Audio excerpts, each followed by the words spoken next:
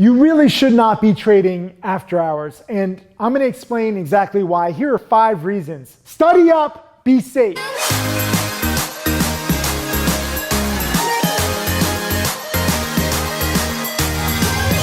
Hey, be sure to subscribe on my channel and click that little alert notification bell so you get alerted when I give you more of my wisdom. What's up, Tim Sykes, millionaire mentor and trader here, passing down the tips I've learned over the past 20 plus years now that I've been trading, and 10 years since I began teaching. I have 5 millionaire students so far, with many more getting close to a million. Lots of new 6-figure students. Props to you guys. But here are 5 reasons why I don't think that you should trade after hours. I know a lot of people like it because they think that they can get ahead, but I think that you're working against, what's predictable. Number 1, there's very low volume after hours. There might be like company news, they might report earnings, there might be like a new insider buy or something, but usually it's very light trading compared to normal market hours. After hours trading, by the way, is 4 p.m. to 8 p.m. Eastern. I guess you can even include pre-market in this. I know a lot of people like to trade pre-market. Again, I like to look at pre-market winners and after hours winners, but I rarely will ever trade unless the news is like amazing, where I just want to buy it because I think that when other people see the news, they're going to want to buy. But that happens no more than, I don't know. I can't even remember the last time that I traded after hours. That's just to help you understand, like it happens less than 5 times per year. Number 1, I don't think that you should really want to trade during low volume periods. It opens up a lot of risk, because you might think that the news is good and then the news isn't, and the volume is so light, like the price changes like that. Your stop losses or mental stop losses are irrelevant.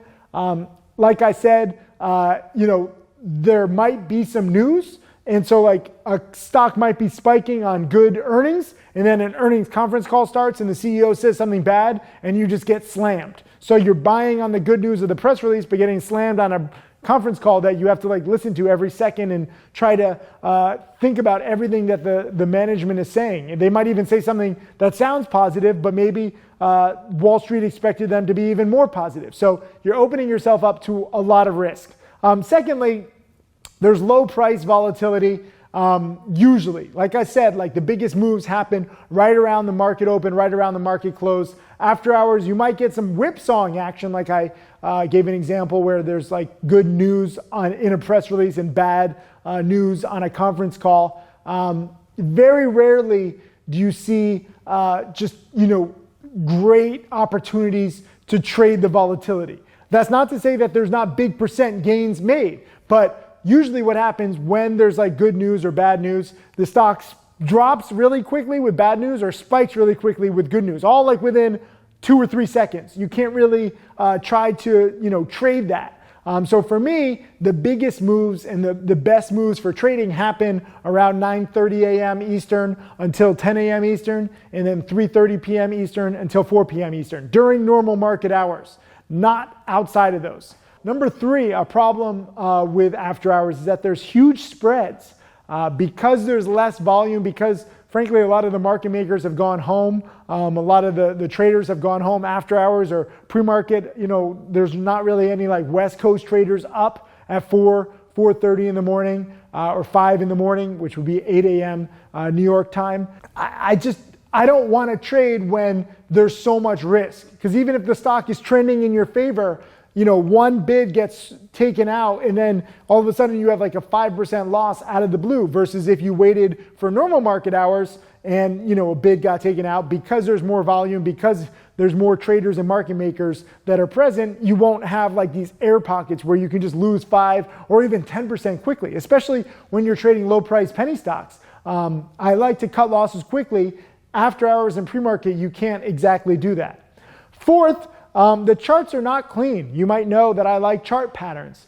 You get a lot of whipsawing price action, a lot of choppy price action after hours and pre-market. I don't like that. There's also a reason why I don't trade midday very often, because you get a lot of choppiness. So I try to stay away from the choppiness. Yes, you can make money if you buy at the bottom and you sell at the top, and then you buy at the bottom and you sell at the top. There are some traders that like doing that. For me, when there's a choppy stock, I usually don't do very well. And I think most traders can agree with that. And it's also just very frustrating, very time consuming. You gotta I don't know, my brain hurts if I'm trading after hours or pre-market. I've done it, or midday. I've done it before. I've tested this so that you don't have to. And fifth, rest up, right? Like for me, I want the stock market and trading to give me a better life. I don't want to work a 9-to-5 job, or in this case, this would be like if you want to trade pre-market starting at 8 a.m. or some stocks even start trading at 7 a.m. So I don't want to start work at 7 a.m., which means I have to be up like at 6:30 a.m. if I'm in New York. If I'm in LA, I have to be up, at 3:30 in the morning? And if I'm in Hawaii, I have to be up at like 1? No. I want to rest up. And the good news is, like I said, the majority of the most predictable patterns are around the market open and the market close. So theoretically, once you've studied enough and you know these patterns inside and out, you can trade for an hour at the market open and an hour at the market close, 2 hours per day. I don't want to get up at 1, 3, 5, 6 a.m. and be prepared for pre-market. And then if you want to trade after hours, you go until 8 p.m. Eastern. So, if you want like a full day, if you want to trade pre-market, during market hours, and market close and after hours, you're talking 8 a.m. to 8 p.m. That's just a job. That's worse than a 9-to-5 job. Maybe it might pay a little better, but maybe it won't. Never forget, 90% of traders lose. And I think a lot of the people who lose, they're trying too hard. And I know that sounds weird because people say, well, Tim, of course I'm going to try hard. I want to be rich.